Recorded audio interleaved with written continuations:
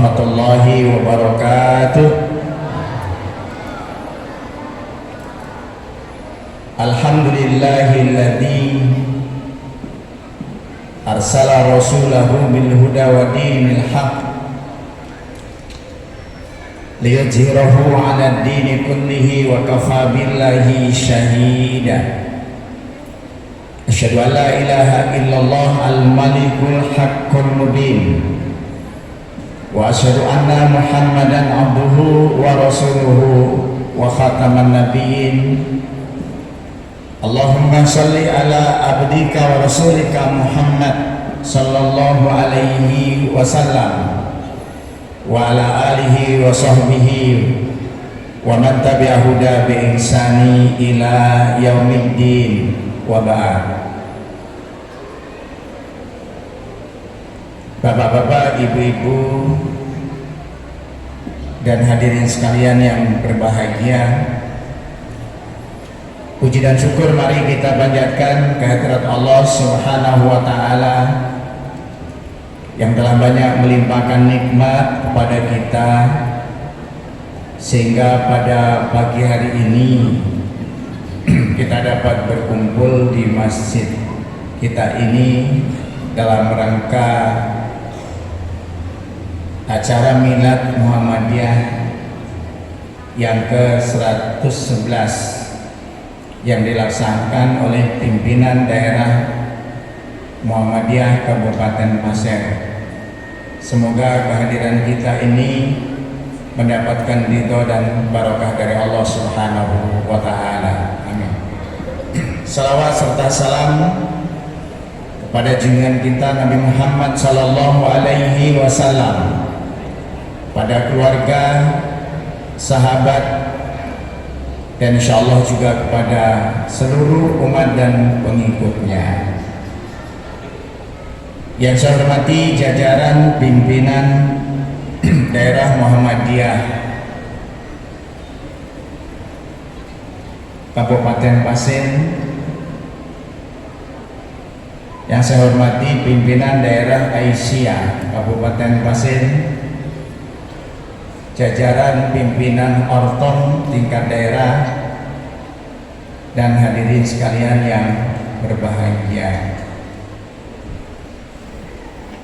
Muhammadiyah itu sebuah organisasi sosial keagamaan yang sudah berusia 111 tahun. Artinya usia yang cukup tua kalau kita identikan dengan usia manusia. Namun demikian, semangat Muhammadiyah untuk kiprah dan mengambil bagian dalam upaya membangun negeri ini tak pernah surut, tak pernah lemah, dan tak pernah punya keinginan untuk berhenti.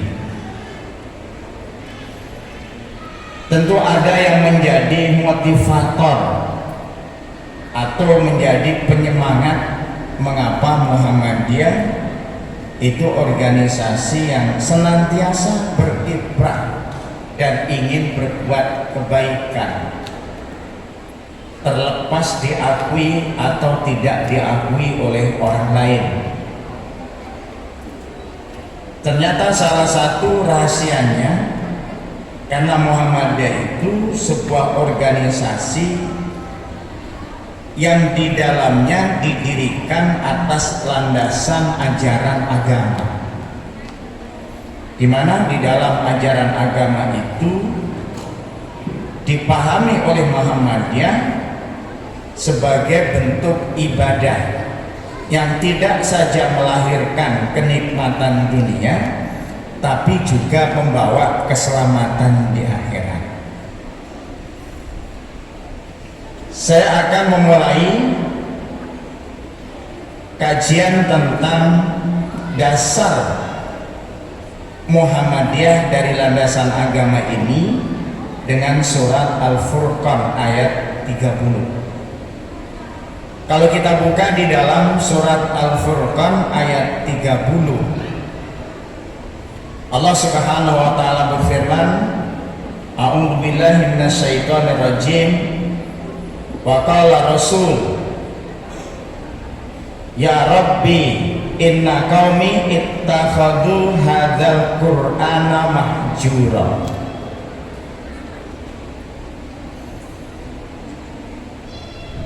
Yang artinya, dan Nabi mengatakan, Ya Rabbi, wahai Tuhanku, inna qaumi, sesungguhnya kaumku itu, yaitu kaumnya Nabi Muhammad, ittakhadhu hadzal Qur'an, menjadikan Al-Qur'an itu mahjura, sesuatu yang sering dilalaikan, sesuatu yang sering diabaikan, atau dalam bahasa sekarang dicuekin. Ini keluhan Rasulullah SAW kepada Allah pada waktu itu, pada waktu ayat-ayat itu diturunkan.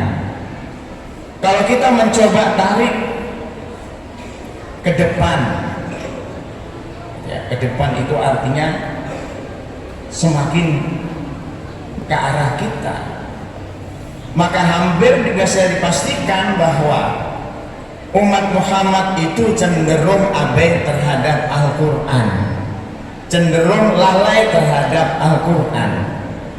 Maka hadirlah Kiai Dahlan yang ingin mendasarkan organisasinya dengan rujukan yang pertama adalah Al-Quran dan Sunnah, dan itu sekaligus menjadi motivasi bagi Kiai Dahlan dan sekaligus motivasi kepada kita warga Muhammadiyah untuk tetap berbuat sebaik mungkin mengamalkan ajaran Al-Quran. Maka kalau kita lihat, hampir semua program-program yang dilaksanakan Muhammadiyah itu pasti dilandasi dengan dasar agama.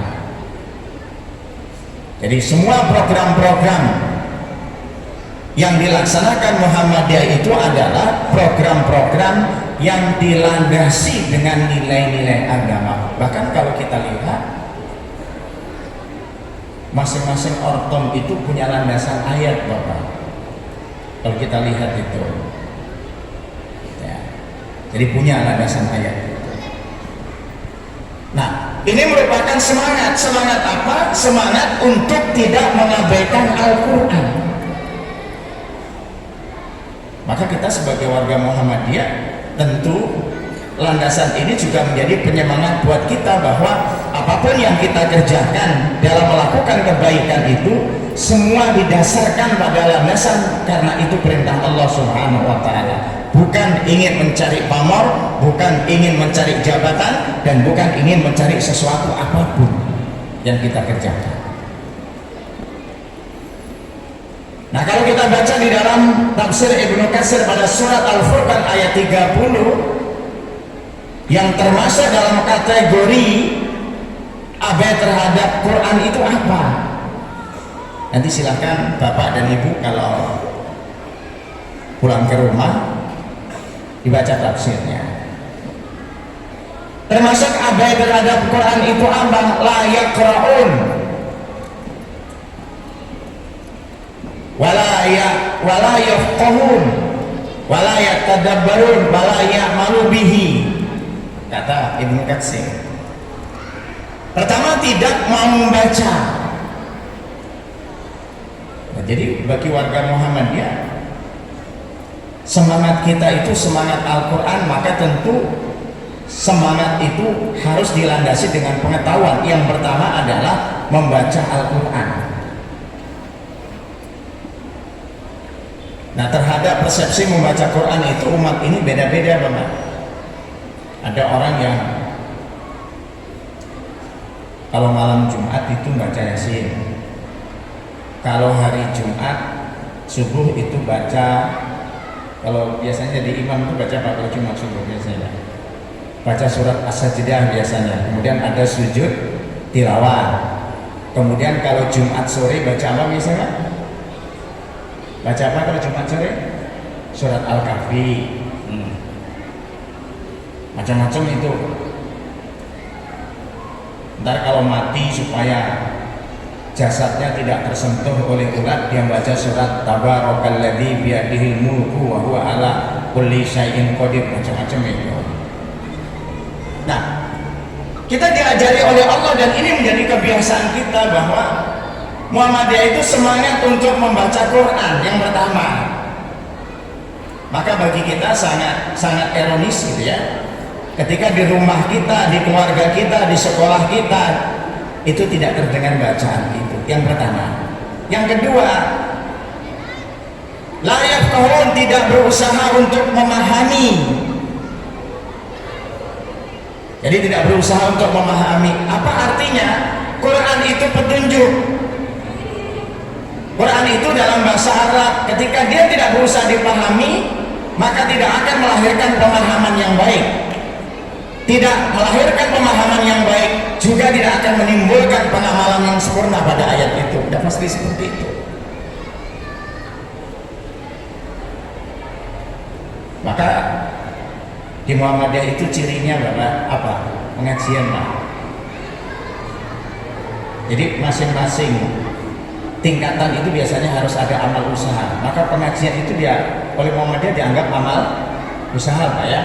Pengajian ranting, pengajian cabang, pengajian pimpinan, pengajian daerah, itu upaya apa? Upaya yang dilakukan agar warga Muhammadiyah itu tafhimul Quran, dia memahami Quran, pemahaman Quran dengan pemahaman yang baik. Akan sangat beda di dalam hidup ini kriteria orang yang memahami Quran dengan baik dan orang yang tidak paham dengan Quran itu beda jauh Bapak. Cara bicaranya, cara beramalnya, cara berakhlak, cara bersikap, cara bergaul dengan orang lain itu beda. Orang yang paham Quran dan yang tidak itu beda. Orang yang tidak paham Quran cenderung bersikap, berbuat, melakukan apa saja itu dilandasi dengan keinginan dan kemauan, bukan dilandasi dengan boleh atau tidak, bukan. Maka wajib bagi kita apa? Tafhimul Quran, gitu ya? Tafhimul Quran. Yang ketiga, ya tadabbarul Quran, merenungkan. Kenapa perlu direnungkan? Kiai Dahlan itu bisa menciptakan atau mendirikan organisasi itu karena perenungan. Yang perenungan itu punya kesimpulan bahwa umat Islam dalam kondisi lemah seperti ini, dia tidak akan bisa bangkit menjadi umat yang maju, umat yang kuat kalau tidak ada sebuah organisasi kuat yang bisa menggerakkan masyarakat ini sehingga dia memiliki kekuatan. Lebih-lebih pada saat Kiai Dahlan memikirkan itu, negara kita dalam posisi dalam tekanan penjajah yang tak sanggup untuk merdeka. Sulit Pak kalau enggak. Jadi salah satu motivasi Kiai Dahlan harus memiliki organisasi yang kuat di kalangan umat Islam sehingga bisa melakukan banyak hal yang bisa dilakukan. Kalau enggak, sulit dalam hidup ini. Maka Imam siapa namanya menantu Rasul Ali bin Abi Thalib mengatakan, al-haqqu bila nidhamin qad yaghlibuhul batil bin nidham. Kebenaran itu kalau tidak diorganisir rapi, dia bisa dikalahkan, ditaklukkan dengan kebatilan, tapi diorganisir secara rapi. Sulit Pak kalau enggak itu. Coba kalau Bapak lihat di televisi, Bapak lihat di iklan-iklan di sosial media, kebatilan itu dilihat orang itu indah Bapak. Kenapa indah? Karena memang diperindah. Coba diperindah sehingga orang tidak terasa bahwa itu keliru, orang tidak terasa bahwa itu salah, orang tidak terasa bahwa itu sesat, tidak pernah merasa.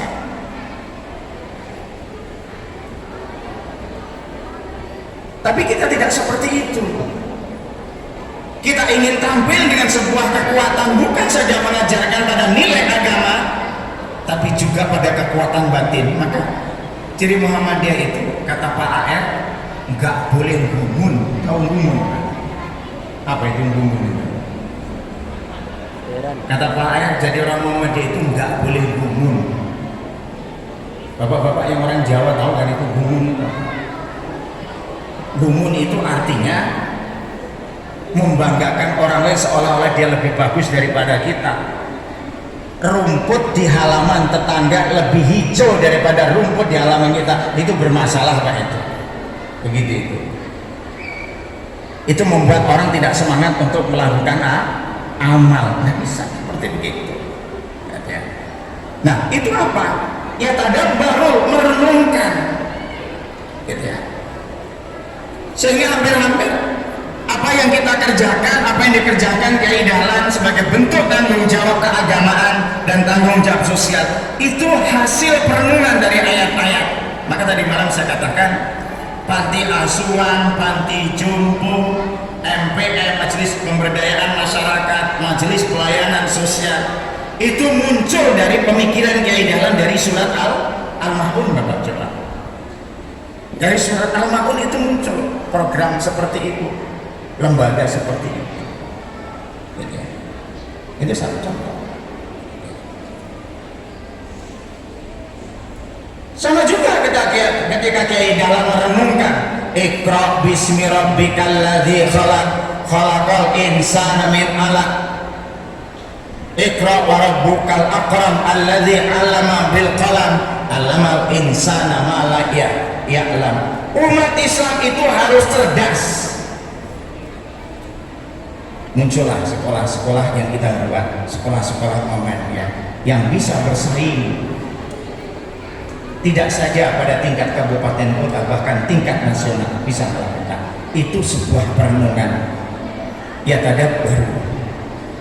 Ya. Yang keempat, ya'malu bihi. Kelemahan umat ini ada pada bagaimana dia berusaha untuk mengamalkan Al-Quran. Ya, biasanya tidak baca sehingga tidak paham, tidak paham sehingga tidak mengamalkan. Itu korelasinya seperti itu. Nah, kita diajari oleh Rasulullah SAW dan diberikan contoh oleh para pemimpin kita. Ya, bacalah Al-Quran, pahami Al-Quran itu, renungkan lalu amalkan. Maka kenapa di Muhammadiyah itu ada namanya apa? Pedoman hidup Islami warga Muhammadiyah. Itu dalilnya semua Al-Quran Pak ya. Hampir setiap poin-poin itu semuanya dalilnya Al-Quran. Bapak pernah baca itu? Dalilnya Al-Quran. Jadi bukan berarti Muhammadiyah bikin Quran baru, tidak. Quran-Quran itu dijabarkan dalam bentuk amalan nyata. Warga Muhammadiyah itu kalau beragama harus sesuai dengan contoh sunnah Nabi. Ada ayatnya. Warga Muhammadiyah itu kalau berkata harus tidak boleh menyakiti orang lain, ada ayatnya. Dengan tetangga itu harus baik, ada ayatnya. Bahkan ada juga hadisnya. Kepada kedua orang tua itu harus berbakti, ada ayatnya. Itu kan pedoman hidup Islami. Jadi seperti itu. Beribadah harus sesuai dengan contoh Rasulullah. Ada dalilnya. Beribadah itu tidak boleh dibarengi dengan riya atau syirik. Kadang-kadang orang lain itu melakukan ibadah tapi ada barengannya syirik juga. Coba Ki Bagus Hadikusumo. Ki Bagus Hadikusumo itu kan termasuk yang merumuskan panitia 9 yang merumuskan preambul Undang-Undang Dasar 45. Dia menjadi pimpinan Muhammadiyah di era tahun 1945 sampai tahun 1955. Ki Bagus Hadikusumo itu ketika kita akan merdeka, ya, jadi Ki Bagus Hadikusumo itu tatkala akan merdeka, dia termasuk salah satu yang diundang oleh Kekaisaran Jepang untuk hadir di Jepang. Di situ ada Muhammad Hatta, kemudian ada Soekarno, dan yang satu adalah Ki Bagus Hadikusumo. Bertiga dia diundang. Begitu sampai ke sana, kurang lebih 15 hari tinggal di sana, Kaisar Jepang itu bilang, kalau kamu datang ke negeri saya, kamu harus ikut ritual di kuil kami. Nah, sebelum ritual itu dia dikasih minuman arak itu Pak, sake, namanya sake. Punya Soekarno diminum, punya Hatta diminum, Ki Bagus nggak mau ya. Bahkan ditumpah di lantai. Nggak tahu itu tertumpah karena gemetaran itu atau karena memang ditumpah sengaja. Jadi semua ajudannya itu betul-betul gemetaran. Apa yang bisa dilakukan terhadap Ki Bagus Hadikusumo kalau sampai dia melanggar perintah itu? Padahal dia kekaisaran Jepang. Akhirnya dia dipanggil oleh kekaisaran Jepang untuk apa? Untuk memberikan penjelasan kenapa sake itu ditumpah. Karena ritual untuk melaksanakan ibadah di kuil itu harus didahului dengan minum itu. Tapi Ki Bagus dia tidak mau. Dia dipanggil, akhirnya diberikan penjelasan. Akhirnya Kaisar Hirohito itu dia mau terima, malah menghormati dia. Artinya apa? Dia nggak mau terlibat dalam persoalan syirik. Dia tahu syirik itu nggak boleh. Coba kalau kita buka sejarah itu Pak, ketika Jepang itu menjajah kita, maka anak-anak sekolah itu biasanya kalau pagi itu kan disuruh hormat. Hormatannya itu ucapannya apa? Sekiri. Mungkin Bapak pernah baca itu. Apa? Sekiri. Sekiri itu hormat menghadap ke timur lalu hormat sebagai simbol dia menghormati dewa matahari. Ki Bagus Hadikusumo enggak, kami tidak mau. Ajaran kami mengajarkan tidak boleh melakukan syirik. Itu perjuangan kita. Ki Bagus Hadikusumo dia dipanggil, kenapa Anda tidak mau?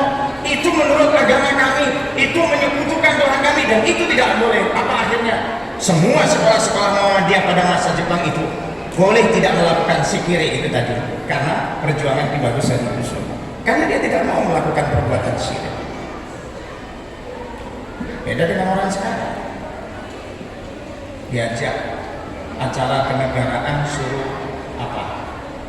Suruh bawa tanah kemana? Ke IKN sana.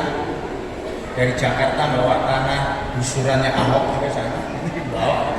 Dari Papua suruh bawa, apalagi itu. Nanti datang habis beli pesawat apa namanya? Pesawat kargo itu. Menteri Pertahanannya bawa kendi dikepruk di depan pesawat itu brek, apalagi saya bilang lahir rusak semua. Itu contoh.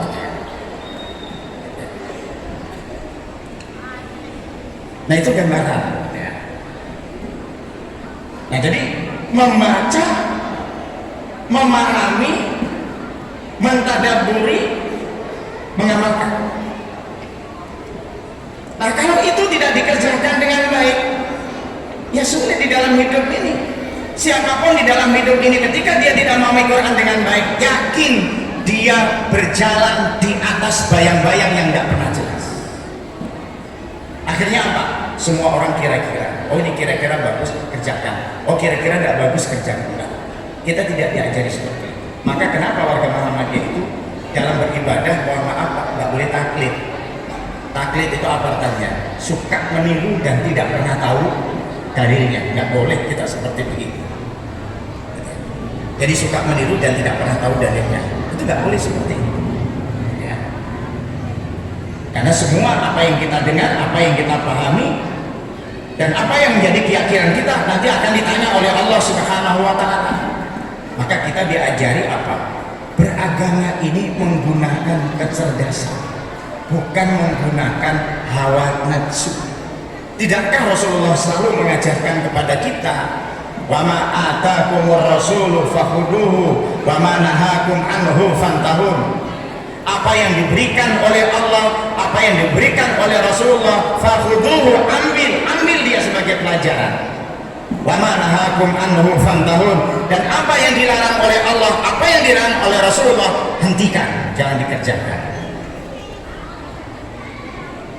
Nah itu ya, tapi sayang memang di dalam hidup ini tidak banyak orang-orang yang menjalani hidup ini dengan sebuah kecerdasan, beragama dengan kecerdasan, sehingga bagi kita memang kadang-kadang dalam beragama ini lebih lebih banyak mengikuti hawa nafsu.